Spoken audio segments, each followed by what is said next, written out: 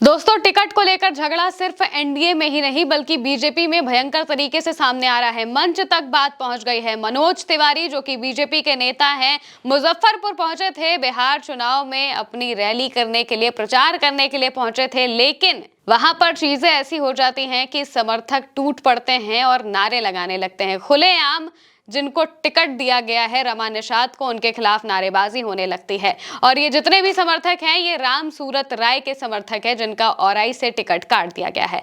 मुजफ्फरपुर की औराई विधानसभा से राम सूरत राय का टिकट काटकर रमा निषाद को प्रत्याशी बनाया गया है। और इस बात से उनके समर्थक इतने ज्यादा खफा हैं कि खुलेआम मंच के पास नारेबाजी करने लगते हैं। खुलेआम मुर्दाबाद के नारे लगाए जाते हैं, रमा निषाद मुर्दाबाद के नारे लगाए जाते हैं और बार बार एक ही बात कही जाती है।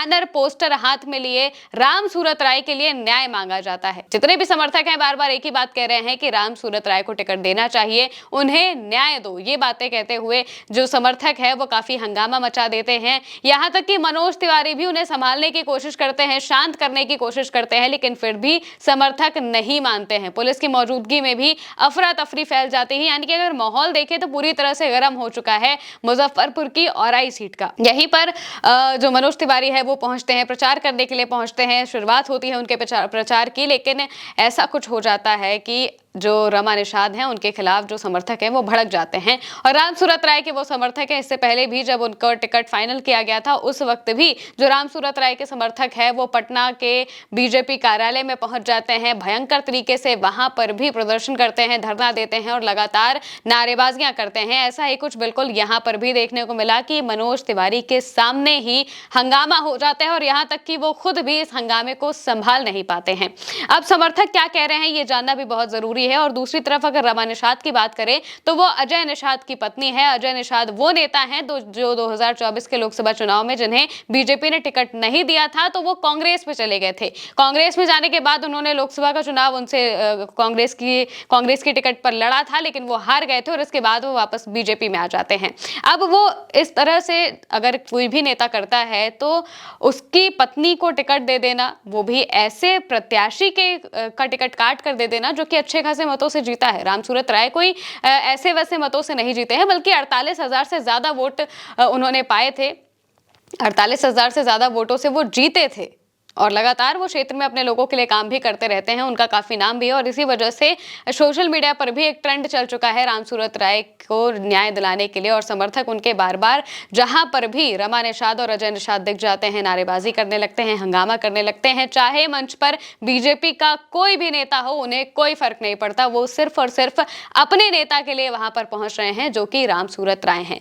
यानी कि बीजेपी ने एक बहुत बड़ी गलती कर दी है राम सूरत राय का टिकट काटकर। एक और आरोप लगाया जा रहा है कि राम सूरत राय का टिकट इस वजह से काटा गया है क्योंकि जो रमा निषाद हैं उनके पति ने ढेर सारा पैसा पार्टी को दिया था। यानी कि 6 करोड़ में टिकट बेच दिया गया। ये जो आरोप है, ये समर्थक बार बार लगा रहे हैं कि पैसे लेकर टिकट दे दिए गए और पूरी तरह से जो बीजेपी के समर्थक है, कार्यकर्ता हैं, उनको नेग्लेक्ट कर दिया गया। उनकी बातों को सुना नहीं गया, समझा नहीं गया और अपने मन से बस प्रत्याशी घोषित कर दिया गया। और इसके लिए वो सबसे ज्यादा जिम्मेदार नित्यानंद राय और धर्मेंद्र प्रधान को मान रहे हैं, जिन्हें बिहार का बीजेपी का प्रभारी बनाया गया है। इसके अलावा जो समर्थक है वो क्या कह रहे हैं ये भी हम आपको बता देते हैं। वहीं दूसरी तरफ जो मनोज तिवारी हैं, वो स्टेज पर होते हैं, मंच पर होते हैं, कोशिश करते हैं समर्थकों को शांत करने की, लेकिन समर्थक मानने को तैयार नहीं होते हैं। मनोज तिवारी मंच से स्थिति संभालने की कोशिश कर रहे थे, उन्होंने समर्थकों से संवाद स्थापित करने की कोशिश की, लेकिन राम सूरत राय के समर्थक शांत नहीं हुए। उनके अनुसार ये मुद्दा सिर्फ रमा निषाद का नहीं बल्कि पूरे क्षेत्र की राजनीति भावना से जुड़ा हुआ है। समर्थक ये भी जताते रहे हैं कि क्षेत्रवासियों की इच्छाओं की अनदेखी नहीं की जा सकती है। इस कार्यक्रम में बीजेपी के कई बड़े नेता शामिल हुए थे, जिनमें मनोज तिवारी भी थे और उनका कहना है कि पार्टी ने क्षेत्र और उम्मीदवारों की भावनाओं को ध्यान में रखकर निर्णय लिया है। ऐसा जो बड़े नेता हैं उनका कहना है। और उन्होंने समर्थकों को शांतिपूर्वक संवाद के माध्यम से अपनी बात रखने का आग्रह किया है, लेकिन समर्थकों का गुस्सा कम नहीं हो रहा है और उन्होंने मंच पर खड़े होकर नेताओं के खिलाफ भी नाराजगी जताई। सबके खिलाफ वो नाराजगी जता रहे हैं। वहीं दूसरी तरफ अगर औराई सीट की बात करें तो ये सिर्फ और सिर्फ एक राजनीतिक परिवर्तन नहीं है, बल्कि सीधे तौर पर अगर देखा जाए तो बीजेपी जो आरोप दूसरी पार्टियों पर लगाती है, पैसे देकर टिकट देने के,